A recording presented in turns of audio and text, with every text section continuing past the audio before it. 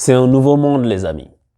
Merci à Dembaba, merci d'avoir réagi de la façon dont il a réagi pour mettre l'accent sur ce qui s'est passé entre le Paris Saint-Germain et le club d'Istanbul, Başakşehir. Et c'est de ça dont tout le monde parle aujourd'hui. On parle même l'histoire de Ronaldo qui s'impose face au Barça de Messi et un peu relégué au second plan. Et cette histoire est en train de prendre une grande ampleur parce que pour ceux qui ne savent pas, ce club-là est le club d'Erdogan un peu parce que ce sont des proches d'Erdogan qui ont ce club-là et donc ça prend une grande portée politique. Et en fait, il y a des avis qui sont partagés parce que déjà le fait de dire à quelqu'un, l'arbitre ce qu'il a fait, c'est qu'il est allé, il a dit à la negro. À la negro, c'est-à-dire genre c'est le noir, c'est le noir. Et en somme, noir, c'est pas une insulte à la base, tu vois. C'est pas une insulte. Tu peux dire le gars là, ben, s'il est noir, tu vas l'appeler un noir, un blanc, tu vas l'appeler un blanc. C'est pas un problème à la base.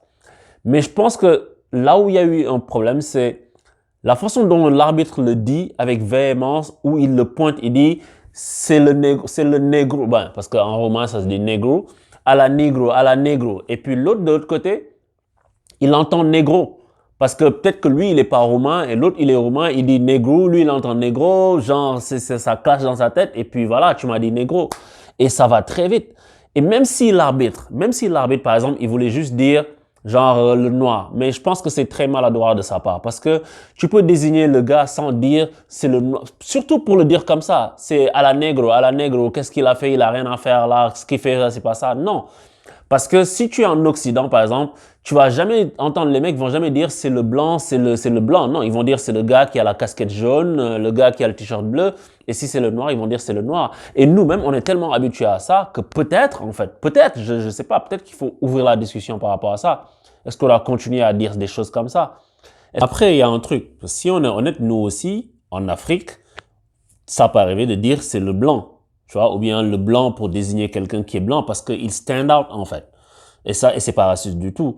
Donc c'est peut-être une histoire culturelle, je sais pas, parce que je suis partagé en fait. Parce que j'ai envie de parler de, bon, l'arbitre ce qu'il a fait, il faut qu'il s'explique. Il faut vraiment qu'il s'explique d'abord. Mais c'est sûr que des fois tu peux retrouver ça dans des cultures différentes où ça veut pas dire la même chose, c'est pas la même connotation. Peut-être que les gens n'ont pas d'intention raciste derrière. Parce que moi je pense que noir, encore une fois, c'est pas une insulte, mais quand tu essentialises la personne pour la désigner, je pense que c'est là que il y a une frontière qui est un peu mince. C'est là où il y a de l'incertitude parce que j'entends très bien les gens qui me disent oui, mais Jean, s'il a dit homme noir, tu sais, homme noir, c'est un homme noir. Tu sais, sinon, on va pas s'inventer des choses. Un homme noir, c'est un homme noir. Un homme blanc, c'est un homme blanc. Mais peut-être que t'as pas besoin d'insister là-dessus. Peut-être que tu as besoin de dire c'est celui-là ou bien c'est celle-là, c'est celui-là, mais pas. Tu sais, de la même façon, Dembaba a raison de dire à l'arbitre tu ne diras jamais à quelqu'un c'est un blanc, c'est le blanc là. Mais là, tu indexes l'autre en disant c'est le noir. Et je pense que ça, c'est problématique. Et ça, c'est une question de société qui dépasse le cadre de cet arbitre-là, ce qu'il a dit. Mais c'est sûr que ça fait couler beaucoup d'encre et tout le monde va en parler parce que là, moi, depuis que je regarde le football, je n'ai jamais vu ça. Je n'ai jamais vu les joueurs s'arrêter de jouer, les deux équipes rentrer au vestiaire et le match reporté pour une histoire liée à du racisme. Et ça, c'est une bonne chose. Parce que quand c'est arrivé à Eto'o, quand c'est arrivé à Dani Alves, quand c'est arrivé à tout un tas de gens, chaque fois, tu as les gens qui disent oui, moi j'ai rien entendu. Et puis même en France, avec le Nantais, la Wadou, je pense, les autres qui disent moi j'ai rien entendu. L'arbitre qui te dit ah non, ils font des cris de chien parce que l'arbitre là, en fait, l'arbitre central d'aujourd'hui, il a déjà été mêlé à des affaires comme ça. En Roumanie, il y a un joueur noir qui jouait et puis il y a eu des cris de singe de toute la tribune en son encontre et l'arbitre, il est allé voir l'arbitre pour lui dire et l'arbitre lui a dit non, c'est pas vrai, ils font des bruits de chiens parce que l'équipe dont il s'agissait, ils sont surnommés les chiens, comme les dogs à Lille quoi, tu vois. Mais l'arbitre, c'était des conneries. Et pourtant, c'est le même arbitre aujourd'hui qui se retrouve dans cette situation, même si c'était l'arbitre central, lui. Donc du coup, ça veut dire que en même temps, il a entendu son assistant, le quatrième arbitre, dire ce qu'il a dit sans pour autant le sanctionner ou prendre des mesures par rapport à ça. Il a tout de suite mis en rouge à l'autre. Au moins, essaie de voir la psychologie de ça. C'est pas juste que le gars vient, il y a une querelle entre arbitres, tu viens, tu mets en rouge. C'est comme si c'est comme si un policier vient, il voit un autre policier arrêter quelqu'un, le maltraiter, il vient, il tape. C'est ça. C'est souvent ça qui se passe, malheureusement, au lieu de chercher à comprendre. Et je pense que ça, c'est une erreur de la part des arbitres. Mais le fait que Dembaba ait parlé de façon aussi ferme, mais aussi respectueuse en même temps, ça, c'est une bonne avancée. Parce que avec toutes les campagnes qui sont en train de se jouer en ce moment, les gens qui mettent des genoux à terre, il fallait un acte fort. Parce que ça, c'est un acte fort. Un match de Champions League qui s'arrête comme ça. Même si après, il faut qu'il y ait une enquête, tu vois. Moi, on a tous entendu les propos, ok? Mais après, l'arbitre, on va pas le jeter dans les flammes comme ça sans le laisser s'exprimer. Il faut qu'il vienne s'exprimer. Il va nous parler, on va voir ce qu'il va nous dire. S'il nous dit des conneries, on va lui dire, mec, tu nous as dit des conneries. Mais j'ai envie d'entendre ce qu'il a envie de dire pour sa défense. Parce que comment tu peux dire, tu peux essentialiser le mec à la négro. Comment tu vas justifier ça? Comment? Moi, j'attends de l'entendre, tu vois, parce que ce qu'il a fait Achille Webo, moi je comprends Achille Webo soit pas content. Surtout s'il lui dit comme ça, pour qu'après l'autre prenne un carton rouge. C'est ça aussi, c'est tout le contexte de la véhémence des propos. Et en tout cas, moi je note aussi qu'il y a eu une très belle solidarité, quoi, parce que c'est pas juste les joueurs d'Istanbul, parce que moi je voyais, il y avait Neymar, il y avait Mbappé qui étaient là en train de parler, j'ai dit mais qu'est-ce que vous faites là? Mais dégagez, allez vous replacer, on va jouer. Mais en fait, j'ai compris plus tard que Neymar et Mbappé étaient en train de dire à l'arbitre, nous on veut des explications, parce que ça, ce n'est pas acceptable, parce que tu peux pas laisser l'autre traiter le gars et qu'il y a même si c'est des soupçons de racisme et que tu laisses le jeu se reprendre. Donc, ils étaient en train de demander des comptes. Ils étaient du côté des joueurs turcs. Et c'est ça, en fait, parce qu'on est tous humains, on est tous ensemble dans ce combat-là. C'est ça, en fait, moi, que j'ai surtout apprécié. Et le fait que quand ils sont allés dans les vestiaires, que ce soit Neymar, Marquinhos, Dembaba, tout ça, et les joueurs du PSG, Kimpembe, ils ont dit, on est solidaires avec vous, les gars. On est solidaires avec vous, on veut savoir ce qui se passe. Et après, moi, j'aurais dit, OK, on prend l'arbitre, on le sort du match, on va le mettre de l'autre côté, après on joue, et après on va enquêter. Mais les joueurs turcs ont refusé de jouer parce que l'UEFA voulait mettre l'arbitre dans la VAR, dans le quart de la VAR. Ben, c'est normal qu'ils refusent. Moi, je les comprends. Ils vont refuser, c'est sûr.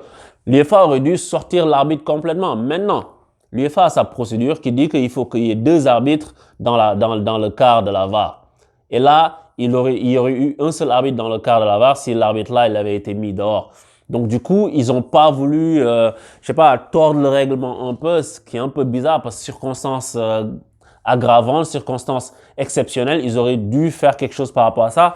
Mais je trouve que l'UEFA a pris beaucoup de temps pour réagir, beaucoup de temps pour communiquer. Il y a eu beaucoup de tâtonnements. Et avec toutes les campagnes qu'on voit l'UEFA faire, non-racisme, machin, je porte des bracelets, stand-up, speak up. On l'a dit, Thierry Henry, début des années 2000, il avait fait des campagnes comme ça n'a servi à rien. Et même, je pense que c'était le Barça avec Pedro, qui avait eu des propos jugés racistes. L'UEFA n'avait même pas enquêté là-dessus. C'était en 2011, je pense, si ma mémoire est bonne. Il y avait plein de choses comme ça qui sont passées et il n'y a jamais d'action. Et en fait, là, ça te montre que l'action doit venir du bas, entre guillemets, c'est-à-dire des joueurs, des premiers concernés. S'il y a mobilisation comme ça a été le cas aujourd'hui, ces choses-là vont changer. Et peut-être que l'arbitre là, son cas va être moins grave. Il y a des choses plus graves que ce que l'arbitre là a fait.